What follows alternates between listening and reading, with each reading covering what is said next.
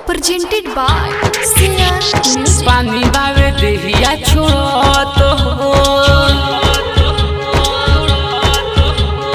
लहंगा से लार बाचुत हो। पानी बावे देहिया छोड़त हो, लहंगा से लार बाचुत हो। कबे से देहिया में बेधता राजा लो, बलम तुला गाना कुलो ए सैया हो लगा गाना कुलो रे राजा। फूल जैसन देहिया ई गरमी से जाता सुख हो,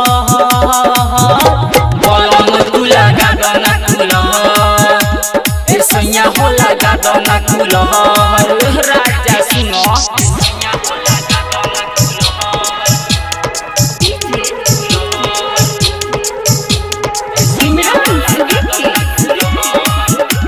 मिक्स बाय चंदन भाई। खाली मारे में तू रहेला जीत या पट पूरा देहिया के हमरा कोइल तू बस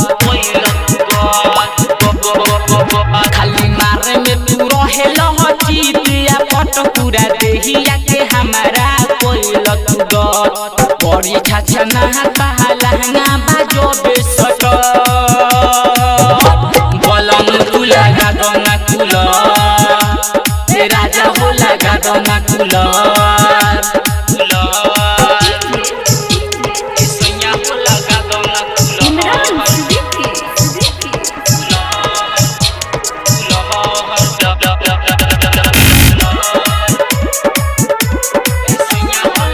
सबरंग डिजिटल रिकॉर्डिंग स्टूडियो। जा जल्दी तू जिला चंपारण के बाजार होवे से लिया तो ठंडा करे के जुगाड़ जहाँ जल्दी तू जिला चंपारण के बाजार होवे से लिया तो ठंडा करे के जुगाड़। खराब हो गइल देहिया ई हमर सुनो, बलम तू लगा दोना कुला ए सैया हो लगा दोना कुला राजा। ए सैया हो लगा दोना